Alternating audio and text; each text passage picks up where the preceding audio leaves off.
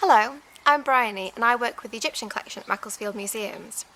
Today I'm going to be answering all the questions that people have been sending in about art in ancient Egypt and hieroglyphs. Now the first question comes from Tyler in Year 3 and he asks, what is the earliest evidence of art in Egypt? Now, for the earliest evidence of art in Egypt you need to go back a really long time, long before the pharaohs even. And this type of art is rock art, which was carved into or painted onto rock faces. Now, the earliest rock art known in Egypt is believed to be about 16,000 years old. For comparison, the pyramids are only about 4,500 years old. So this is really old rock art. And this rock art isn't the kind of thing that you tend to think of when you think about ancient Egypt. It's made of pictures of wild cattle and hippos and gazelles.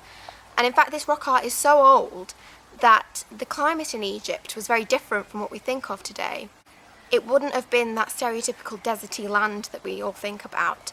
It would have been quite green with plants and animals like those that are painted and carved in this rock art. Next, we have another question from Tyler in Year 3, and he asks, why did hieroglyphs develop? Well, if you imagine a world without writing and all of the things that you wouldn't be able to do, like keeping records or sending letters to your friends and sending messages, then you can see how important writing actually is. And the ancient Egyptians developed hieroglyphs so that they could write down all of these important things. The earliest known ancient Egyptian writing in sentences is from about 4,500 years ago. But even before that, they were using hieroglyphic signs to write down more simple labels and names. For example, in a tomb at a place called Abydos, the archaeologists working there found some labelled jars and some little ivory tags that were used to label all of the things in the king's tomb that he was buried with. And that's thought to be about 5,000 years old. However, soon afterwards we have evidence of a different type of writing, and we call this writing hieratic. Now, hieratic and hieroglyphic writing were both used to write the same language. They were both used to write ancient Egyptian, but they actually look really different, kind of like different fonts on a computer. And hieroglyphic writing is the type of writing that you think of when you think of ancient Egyptian writing. It's that writing that's made up of all of those perfect little pictures. Hieratic was based upon hieroglyphic writing, but it's been changed to make it easier to write quickly, because you can imagine that if you're writing a letter, then you don't really want to be spending all of your time writing these really perfect pictures of owls. You just want to get the letter done, don't you?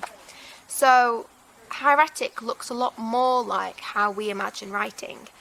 It sort of looks like a handwritten scribble. Now, whether you decided to use hieroglyphic writing or hieratic writing for what you were writing really just depended on what it was that you were writing. If you were decorating a tomb wall or a temple wall, then you would use hieroglyphic writing. But if you were writing a letter or keeping records, then you'd use hieratic. So hieroglyphic is used for sort of big, monumental projects, whereas hieratic is much more for documents. The next question is from Year 3 at Worth Primary School, and they ask, why did the ancient Egyptians develop hieroglyphs instead of letters? And I think it's quite confusing for us looking at hieroglyphic writing, because in English we use letters that are only used for writing. So to see some people writing a language that seems to be made up of all of these pictures of recognisable things like owls and hands, it's very tempting to just try and read it like a kind of picture writing, so that a picture of an owl means an owl and a picture of a leg means a leg. But actually, hieroglyphs don't usually work like that. They can be used to write like that, but only when you want to write about a leg or when you want to write about an owl. For the most part, they're used in a very different way. And that is that different hieroglyphic signs just stand for different sounds that the ancient Egyptians could put together to make words. And if you think about it, that's quite like letters in English. Letters are just shapes that we draw on paper, and through learning to read and write, we just know what sounds they're meant to make. So if you drew a picture of a circle, then you'd know that that makes an O sound. And hieroglyphs work in the same way, really.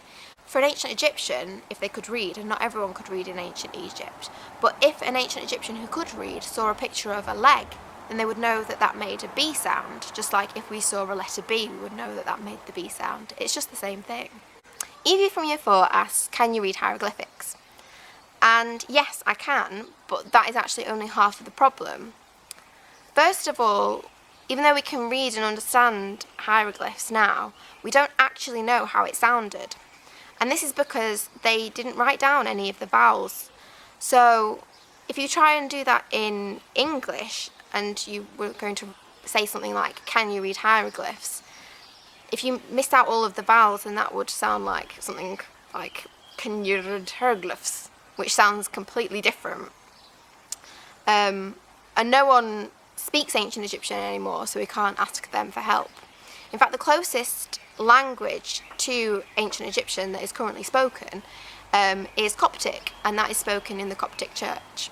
Another difficulty is that the language changed a lot over time, so even if you can read a certain time period's ancient Egyptian, you might not be able to read the rest without learning that specific time period's way of writing. But perhaps the biggest difficulty in understanding hieroglyphs is that the people who were writing in them weren't actually writing for us, they were writing for other people who lived in their world.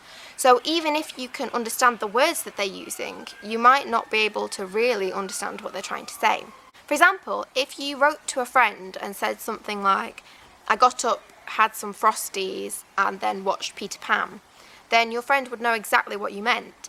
But if an archaeologist, thousands of years in the future, dug up that letter, then they probably wouldn't really know what you were talking about, because the world that they live in would be so different. They might not have Frosties, and they might be wondering, who on earth is this Peter Pan? And from that letter, all they can really gather is that you got up, had something, and then watched someone or something called Peter Pan.